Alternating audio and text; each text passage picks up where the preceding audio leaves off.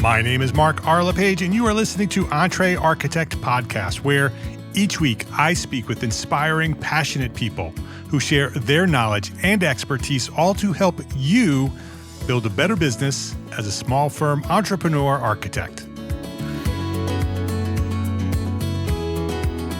Shannon Hughes is the founder of Enliven Studios and a longtime leadership advisor focused on building high-impact, people-first teams that stay, grow, and thrive together. With more than 2 decades of experience in marketing, HR strategy, and leadership development, she brings both strategic insight and a grounded human approach to every engagement. Shannon is known for applying an improv mindset to leadership, encouraging a culture of yes and to strengthen connection, inclusivity, and a shared voice inside organizations. Listeners may remember her from episode 501. This is 640 or so, somewhere around there. So a little while ago. And many of our community know her from TCAM. She presented at our live business conference for small firms. She's also an ArcOS business coach inside our membership at EntreArchitect Network, where she supports members in building healthier, more collaborative cultures every month. Shannon Hughes, welcome back to EntreArchitect Podcast. Thank you. Thank you, Mark. Always a pleasure. I love talking with you and sharing with your community. So very glad to be here. Me too. I love talking with you. And I said before we hit the big red button here that we can talk for hours. And so we're going to try to keep this within our hour period here. But everybody know when Shannon and I talk, we can go forever. So forgive us if we do. But it's been a long time since you've been on the show here. So why don't we go back to your origin story? Go back as far as you want to go back. And when did you discover your passion for what you do, and who or what inspired you to do that? Oh, great question. So professionally, I worked for a long time in a recruitment advertising agency, a corporate job where I was working in service of Fortune 500 tech companies here in the Bay Area. I live in California. And I was working with those companies to help them build their brand presence and really determine how they wanted to market themselves to potential employees. And I was in a strategic role there, and I was in an operations role there. I was there for a number of years. Professionally, that's kind of my background. I was always in the kind of HR, kind of tangential HR role there, right? Because we were in service of chief HR officers at these tech companies. So I've always been in the people business. And then I kind of created Enliven Studios and really took it a step further, taking some of that work and then kind of making it my own. The question though about where did this all really start, and I'm not going to go on and on about it, but I mean, I'm an only child. You can go on. So an only child. Okay, that's interesting. I didn't know that. Good. Yep. I'm an only child. And, these were kind of back in the days when, parents would say, all right, go outside and come back when we ring the cowbell or whatever. Right. Exactly right. Yeah. When the streetlights come on. That's right. That was my cue. Yeah. Yep. And my mom had a police whistle. So if she wanted us to come home, she would blow the whistle. No. And we would hear the whistle and we would run home. If it was before the streetlights, like she wanted us home sometime during the day, she'd blow the whistle and we'd all hear it. My friends and I would all run home. Yeah. That is so amazing. Yeah. You must have been in a really small town or in a rural area? I grew up in Paramus, New Jersey, the shopping mall capital of the world. And actually the community of Paramus is really tight. I mean, it's a typical New Jersey suburban town. Yeah. But I grew up in the 80s. And so we were outside playing in the dirt, jumping bikes off of ramps and, Yep. Playing in the park, playing football, doing things outside. Yep. Exactly. Yeah. So, I mean, what that meant for me is a lot of writing and performing plays for my parents, going down to my bedroom and creating radio shows, writing short stories that were modeled after Stephen King, who I really admired at the time because he was a great horror writer. Yeah. So I've always been kind of writing and performing and really in my artistry since I was really young. And so I think when you ask me, like, where does all this passion come from? When I take that kind of nature part of me, right, that creative side of me, and then I kind of meld it with what I have as my professional background, being in the people business and putting together business pitches and learning how to work with teams and really kind of building spaces, helping to build experiential learning spaces where people can thrive. When you put those things together, they create Enliven Studios. And I don't know if I've ever really thought of it that way, but I love the question because you got me thinking. Yeah. For sure. Yeah. So here's a question. If you were so creative and you were into performing, why did you not pursue performing arts instead of marketing and business? Great question. So I went to school at University of Colorado Boulder. And when I was in high school, I did a ton of theater. And of course, growing up, in addition to making up things in my home, like I just said, I also did musical theater as a kid. And then in high school, I went on to write, direct, perform in high school, all different types of formats of theater. Those were my peeps too, by the way. I wasn't an actor. I was sitting behind the lighting board. Oh, you were the a audio lighting board. guy. Yeah. I was stage crew. Awesome. There's nothing like, all jokes aside, because we can sit here and everybody says the theater nerds and the theater people and the drama this and the drama. Good people. Look at us. Come on. Yeah. We're the people. There's something so special. And even to this day, like when I take my improv classes or I find myself in a theater environment, being backstage just still has that like yummy, creative, like all the aliveness comes up for me when I'm on stage, of course, but backstage, something about that feeling never really goes away. Yeah, a lot of fun backstage. So how did you not pursue that professionally? So I went to Boulder, and after I got my core classes out of the way, I did major in theater. I majored in theater for freshman and sophomore year. And then it became less performative and more like the history and the bureaucracy and the they ruined it. Yeah, and it just took all the fun away. Of course, hindsight's 2020. That would have been a blip in my life to just stick through that and continue on. And I do have some friends who I went to school with at Boulder who did continue with theater and are now in Hollywood acting. So that trajectory could have been mine. And between me and you and listeners too, and I'm sure many can resonate with this, I also had that conversation with my dad at some point when I was at a juncture. And that conversation said something like, there's no money in theater. You've got to get into business. And so I listened to that voice, my dad's voice, love my dad. But yeah, I kind of, again, you can't relive it, but how curious it would be to have that one conversation removed from my past.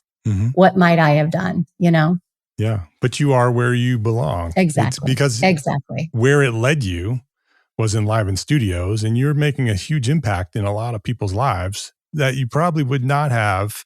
You would have made an impact in creative arts as well in a different way, or you would have entertained people and made them happy in that way. But you're making a lot of serious impact in people's real lives and businesses, which also with your work translates to their personal lives and the things that they do to have better lives. And so I'm glad you made that decision, and I'm glad your dad had that conversation with you. Thank you. Thank you. And what's interesting is, it's the end of the year. I'm kind of looking at what's next or whatever. And a wise friend of mine recently said to me, she gave me an offer. She said, what if Enliven Studios isn't just a business? And I'm using air quotes, like it's a business, of course. What if though it is a vessel or a container of everything creative that Shannon Hughes brings to this world, right? What if, and the reframe just put like a little jump in my step again, being an entrepreneur is hard and lovely and all of the magical things that we know it is, but hard is definitely one of them. Yes. And I just love that. So I've just been doing some kind of exploration about, well, if that's true, then so is volunteering at my kids' school or teaching improv to children or doing a storytelling event in San Francisco for the fun of it. That's also Enliven Studios. Yeah. A wise woman once told me the importance of the term yes and. Who's that? Right? That's what you're describing. That's what you're describing with Enliven Studios. If it's going to be this whole thing, it's yes and, and yes and. True. It's all of it. So true. So true. Thank you, Mark. This conversation is so apropos of my state of mind right now and where I am. And it just lights me up that we're touching on this. Good. Good. Yeah. Well, things happen for a reason. That's right. That's right. So tell me about Enliven Studios. So I'll tell the audience, tell everybody who's listening what Enliven Studios does and who are the people that you're trying to help. Yeah. So Enliven Studios is a facilitation and coaching practice. And what I do with Enliven Studios is I work with leaders of teams, but also solopreneurs. And I work with those folks to help them kind of rediscover their own genius, their own power, to remember why it is that they got into this business in the first place, first and foremost, through the lens of their core values and their mission and vision, which oftentimes gets overlooked, right? We get excited. We're skilled. I think you refer often, Mark, to folks who are professionals in the architecture and design industries as problem solvers, creative problem solvers.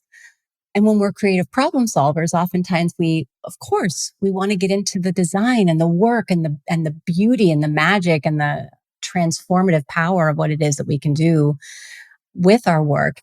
And so we're off and running, right? We start the firm, we do the work, and then next thing we know, we sort of look back in the rear view and think, well, wait a minute, where am I? Did I forget to root down in sort of the why, my why, kind of that true north of what I stand for and why I'm doing this work? Because if we identify that and we take a moment to think through that and get clear about things like mission, vision, values, then we always have something to come back to and we can build everything around that. So I work with leaders to build cultures for their firms, whether they're a solopreneur or they're part of a larger organization and have a team. And often what I've been doing right now is working one-on-one with firm owners who are are just starting to grow a little bit. They've got their first hire or they're about to make their first hire. Maybe they already have a first hire and they're looking to bring on someone else. So it's this kind of slow roll into scale so that that scale is done with intentionality and that those people, when they are hired, are brought into a firm that has really rooted down in that mission, vision, and value, has an understanding of what they stand for, and then can also build systems and operations around onboarding, feedback, expectation management, communication standard operating procedures. And so I'm doing that too. And all of that, if you were to put a big bow around it, is essentially I help leaders build companies that help their teams stay, build together, and thrive. Yeah. I mean, we all have this vision of what we wish our architecture firm will be like someday, right? Whether we're thinking about starting an architecture firm or we just started or we've been doing it, right? We have this vision of what we hope it will be. And that vision is based on a culture, right? And that if we're not intentional about that culture, it will just become whatever. You're going to have a culture either way, right? So it's either going to be an intentionally designed culture or it's going to be the culture that evolves. That's right. And it won't be what you have dreamed. So that's the work that you do. You help people build those cultures that lead to the other things that you're talking about. Can you share a specific case study or a story about somebody's specific problem and how you help them solve it, just to sort of give our audience like a real specific context of what you do and how you can help? Yeah. So I'll use an example from my coaching. I started working with a woman who runs her own architecture firm. And when I started working with her about a year and a half ago, or maybe 2 years ago now, she had what I call a tiny team. She had 3 people on staff. And one of them was hired because they were friends, right? They had history together. And so they thought it was a fit at the time and brought her on board to help build out the firm and do some of the work. And when I came in, there were a lot of problems around performance. These folks were underperforming. They weren't communicating effectively. Some of the balls were getting dropped. And what was happening was the gap between my client's ability to be a manager and a leader, that gap continued to widen because she was so in the weeds on having to manage the day-to-day business. She wasn't able to see the business at the 10,000 foot view that she needed to in order to grow and deliver and broaden the scope of what it is she wanted to do with her work. So that's kind of where we started. Was she kind of came to me and said, I don't know what to do. These people aren't really performing like I need them to. And the work is suffering and I'm working 80-hour weeks and whatever. So we went in and we made some tough decisions at the front end, right? We needed to have tough conversations that she was a little nervous to have. Tough conversations and tough feedback is tricky and nuanced. So I coached her through some of those conversations. Unfortunately, or fortunately, the longer term view is actually a good one. A couple of those people had to be let go. Yeah. Sometimes if they're not aligned with the culture and you want the culture to be aligned, you have to make changes. That's right. Which is better off not only for the firm, but also for those people, because they can go find a culture that they do fit with. That's exactly right. We talked, I think, at TCAM about what a culture keeper is and then what a culture killer is, right? And I don't like the term killer, but it makes the point. It makes the point. Because if there is someone within your culture, embedded in your culture, who does not have the culture's best interest in mind, that will be a contagion that will spread throughout the rest of your firm. And I'm not going to mince words. It will bring you down. Yeah. It will sink. It will sink you. So identifying those folks quickly, right? What do they say? They say hire slow, fire fast. So when I started working with her, we were in we've given a long enough rope here and we had to make those tricky decisions. So I worked with her through that. And then we moved on to she was kind of like, well, I don't know what's next for my business. Like, I kind of want to tease it out and figure it out. So we did a bunch of dreaming and scheming and visioning about what might be next and really elevated that view to the 10,000 foot versus the day to day, and came up with some really big, bold goals that had to do in equal measure about work life and how she wanted to live her life, just as equally as how she wanted to run her business, because they're the one and the same when you're a solopreneur, right? So we talked about that. And then we hired some folks and we onboarded and made some decisions around onboarding and some decisions around efficiencies for her systems. 2 years later, she's got 4 solid employees and just brought in a new one who is sure to bring in more business and really help manage her teams internally. And now she's looking to do really cool things, like she's going to be expanding her services to include architecture and interior design in one proposal as one service, which is something she hadn't thought about, a year and a half ago, because the capacity just wasn't there. Right.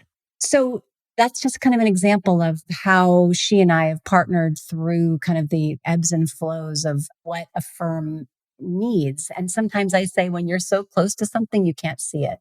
Yeah. Which is where coaching becomes so handy, because a coach can help you kind of go, well, hold on, pull your hand further away from your face for a second, right? Let's look at something from afar. And now you can see the bigger picture. Let's take a quick break to say thank you to our sponsors for their support of this episode.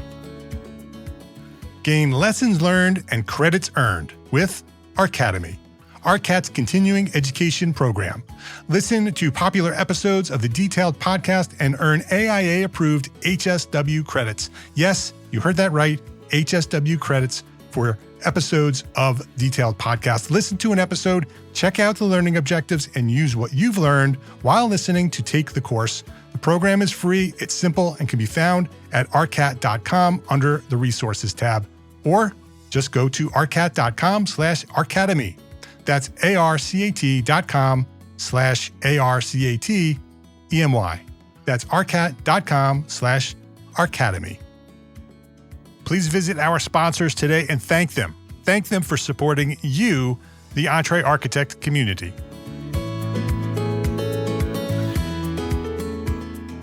Coaching is so important, it really is. You've been a coach inside the EntreArchitect Network membership for several years now, presenting work on culture and teams and helping our community thrive, working with one-on-one people as well, working through EntreArchitect to do that. And you had just actually recently mentioned to me your last session, which was this week. You were talking about something called the 5-finger reflection. And you were telling me before we started recording here. And I thought it would be a great opportunity here at the end of the year to talk about that. Because when you explained it to me, I'm like, well, that's perfect. That's perfect for this episode. People are just wrapping up holidays and trying to just chill out during a break and good time to reflect. Could you walk us through that process? Yeah, I introduced this, gosh, I think it was yesterday or the day before, and it seemed to be well received. So here it is. I call it the 5-finger reflection for a reason. I'm holding up my hand for those of you who are listening on the podcast here. So if you just hold up your hand and you think about your 5 different fingers, and they each represent a different point of reflection when you think back, in this case, about 2025, or it could be about last week, right? But the point is, your thumb is what's been working. Thumbs up, right? You're giving it a thumbs up. What's been working for you? Oftentimes we, as entrepreneurs, we fool ourselves into thinking that we have to recreate the wheel over and over and over again. And we have to try things in new and different ways. Sometimes things are actually working really well. What's working? And then the second double click on that is why? Why is it working? Because if it's working, more please. The pointer finger indicates, and the point of reflection here is forward moving. What are you moving towards? What are you moving towards? And for you, maybe that's growth. Maybe that's taking your foot off the gas and it's less growth and hustle, right? But either way, it's what are you moving towards? Or maybe it's negative. Maybe it's somewhere where you don't want to go, but that's where you're going. And the reflection is going to highlight that. Good point. I love that. Yes, exactly. So what are you moving toward? And by the way, I recommend when you do this, pen and paper. I mean, I know computer is great, but there's something about the brain-hand connection when you actually write these things out. It kind of closes the space between your head and your heart, and it drops you a little bit more towards your heart. It's okay to think about these things cognitively. Of course, you have to remember and think and reflect and maybe even look at your calendar and those types of things. But if you can stay in your body as much as you can, I think you'll find that you surface truths that you might not have known were true. That certainly happened on the other day in the Entre group. People were like, I'd never thought of that. I didn't even know that was something that was working until now. Yeah. And I think architects understand that because when they sketch, it's very different when they take a pen or a pencil and they sketch on a piece of paper as opposed to sketching even on an iPad, but also certainly modeling in a computer. It's very different. You do things differently. You do things more intuitively. Right? There's fewer steps between your brain and your hand when you're doing it on paper. So yeah, good advice. Yeah. To the middle finger. Middle finger. All right, so that was pointer. Middle finger is exactly what you would expect. It's something or some things that you want to sort of tell to F off. You're done with it, right? And it's time to put it aside. So what is it? Are they habits that you're done with? Maybe, like when we did this group coaching call, I said, maybe it's a client. Maybe there's a specific client or a pattern of client, right? I'm guilty of this where we tell ourselves that this specific archetype of a client is the right client fit for us, and yet they're not. And we keep going back to the well on that type of client. So when is it time to break that pattern? Maybe that's what your middle finger is for. Yeah, or an employee. Right? We talked about earlier with culture, maybe you need to let somebody go find the right aligned spot for them somewhere else. Bingo. Your ring finger is something you want to stay loyal to. So again, this is all up for interpretation. Maybe it's a practice. Maybe it's something personal like meditation. You want to stay loyal to your fitness, loyal to your family time. Or maybe it's something much more related to your business that you want to stay loyal to. You spent all of the year in 2025 implementing and uploading systems. Now you got to use them. So maybe it's loyalty to your new systems. Yeah. And your pinky is something that you once prioritized, but you haven't paid as much attention as you had hoped you would, right? So maybe it's something that you set out to do beginning of the year or mid-year, and it just never really got the attention that it needed. Now that one, you might look at that and go, well, yeah, there's good reason. I'm done. I actually thought that was a really important thing and it's not. Well, great. Bless and release. Right? Or maybe it's something you go, dang, I forgot all about that. I really, really want to do that. I got to make a plan to do that at the beginning of the year. So either way. What's the word for your pinky? Because I've been writing down one word for each. Well, what's working for your thumb, right? Moving forward. So forward is your pointer. F off is your middle finger. Loyalty is your ring finger. And what was the pinky when you described the pinky? What is it for? Let's see. A word. I would say, I don't know, because I usually describe it more than I give it a word. It's like unrecognized or not prioritized or maybe deprioritized. Something that has sort of fallen to the wayside. Mm-hmm. Something that you want back? Not necessarily. Not necessarily. It's just something that kind of the spotlight was on it for a little bit and then it may have faded. I'm trying to think of an example. Yeah. Like maybe I'll speak for myself. At the beginning of the year, I was all about starting a Substack. I'm going to start a Substack.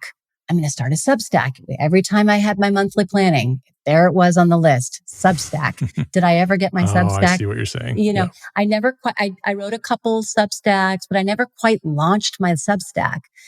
Well, guess what? I can look at that as a pinky and I can say a bunch of things, right? But for me, I can either say, oh my gosh, I'm such a terrible person. I never launched my Substack. That must say really bad, negative things about me. And my inner critic can have her megaphone and tell me what a failure I am for not getting my Substack off. The other way that I'm choosing to look at it is maybe the Substack's not for me. Yeah. I have other things in the pipeline that I'm more interested in that isn't a Substack.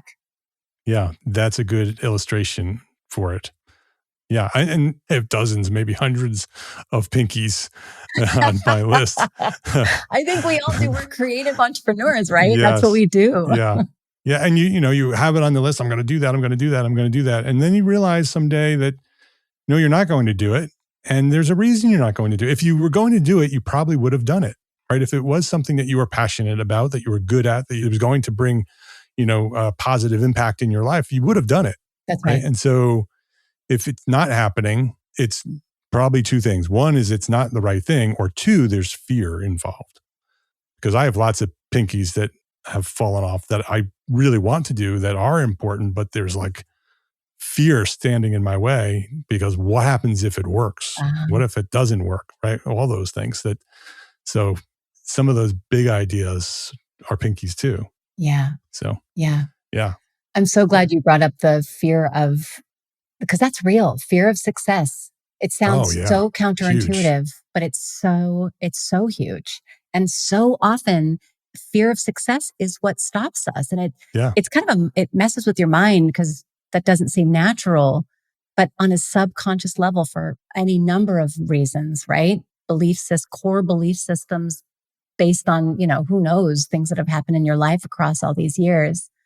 Fear of success is real. Thank you for bringing that up because it's so true. It's very real. And it's a big nemesis of mine because I have like these big giant ideas that will happen and I know they will happen and I'm working on them and I'm working my way through the fear. And that's why I know it's fear, because I'm working on getting through the fear and making them happen even though the fear is there.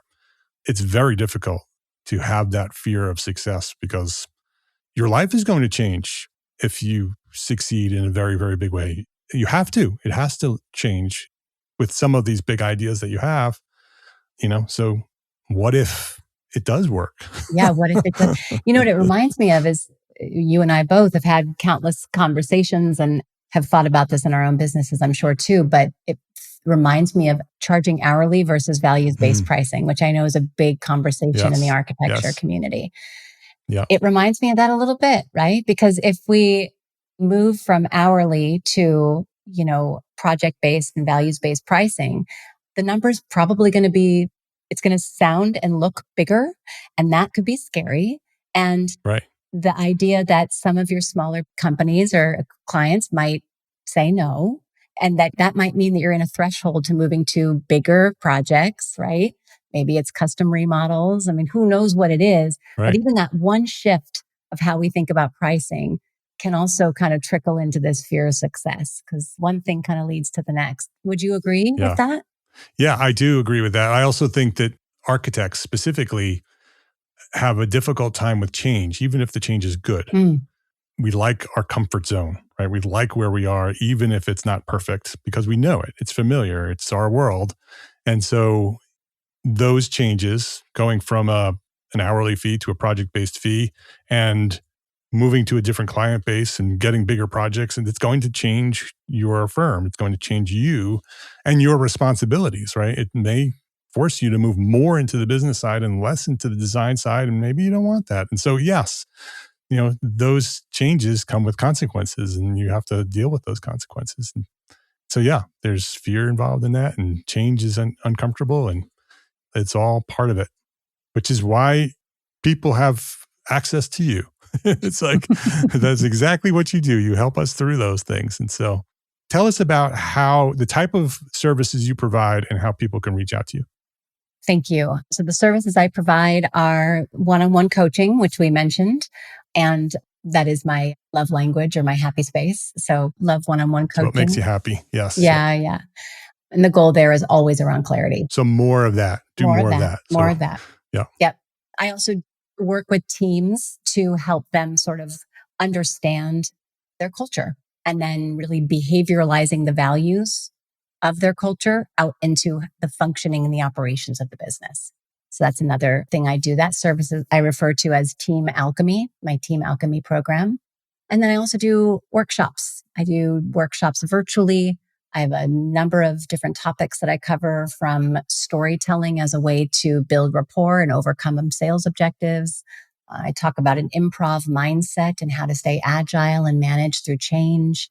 I talk a lot about the value of play and staying kind of like our head on a swivel and not always subscribing to the stories that we're told from culture or experience. So I pop in and do some of those workshops as well. And those are hour-long or 90-minute workshops, both in person and online. And I really want to speak more in 2026. I loved speaking at TCAM a couple years ago. Yeah, you're very good at it. Thank you. So that's another thing I want to do, is just share some of these ideas around unscripted leadership and how to bring an improvisational mindset into business and community. EnlivenedStudios.com is her website. And so you should go there and check out all the things that Shannon is doing, and you can connect with her there. Shannon, before we wrap up here, I want to ask you the question that I ask everybody. What is one thing that a small firm architect can do today to build a better business for tomorrow? I would say today, being end of the year, take that time for yourself. Whether you use the 5-finger reflection, sit down and ask yourself some questions about what's been working, what might not be working, what you might want to dial up, dial down. And this isn't necessarily a prompt around sales goals or profitability, or, it's not the nuts and bolts necessarily. You'll get there. But just take a moment to sit back and recognize that the entire year has passed and you've probably done some really awesome things. But because we are so inundated with the bings and the tings and the rings, we don't do that. We just keep moving on forward. There's such value in looking in the rearview mirror and patting yourself on the back for what it is that you've accomplished as a way to think about what's next for yourself. So I'd say just slow your roll, pick up a phone, talk to a friend that you know loves you unconditionally and will listen to you and hear you out. If you're part of the Entre community, bring this up or have me come on and facilitate some conversation in your mastermind about this, and just get a pen and paper and see what comes up for you. I love it. Before we started recording, you had talked about how March is the new January. And so I love that idea of giving ourselves the permission to not accept that this has to be the end of the year and you have to hurry up and finish because January is coming, right? Give yourself the time that you need to plan and reflect, and you'll get there. That's right. I love it. That's right. Her name is Shannon Hughes. Enlivened Studios is the firm, and the website is enlivenedstudios.com. She's also a coach inside our EntreArchitect Network membership. She's also a facilitator of the Women in Architecture Mastermind. And so all of those things, Shannon, thank you for all of the dedication and support that you've given our community of architects on stage, every month as a coach, every week as a facilitator. I appreciate you for dedicating yourself to our architects and helping them get to where they want to go. And I appreciate you coming by here today and sharing your knowledge at EntreArchitect Podcast. Thank you so much, Mark. Thank you so much for having me. You're welcome. If you enjoyed this episode of EntreArchitect Podcast, please share a link with a friend, because that's how we've continued to grow and serve thousands more small firm architects just like you. Thank you to our sponsors for this episode. Links to the sponsors and all the resources we discussed today, they are all available in the show notes for this episode at entrearchitect.com/podcast. EntreArchitect is a proud member of the Gable Media Network. It's the multimedia network moving the architecture, engineering, and construction industries forward through the power of storytelling. You can earn AIA continuing education credits by listening to select episodes of this podcast and many others at gablemedia.com/members. And if you are a small firm architect, listen up. Join us today at EntreArchitect Network. It's the worldwide community for entrepreneur architects. We've been around since 2012, and our basic level is now free to join. Yes, you can join EntreArchitect Network for free. And that gives you access to valuable business resources and our global community of architects. And you can upgrade anytime for live coaching, AIA-approved training, and mastermind support. So visit EntreArchitect.com to learn more and to get started. My name is Mark R. LePage. Thank you for listening to the EntreArchitect Podcast. Love, learn, share.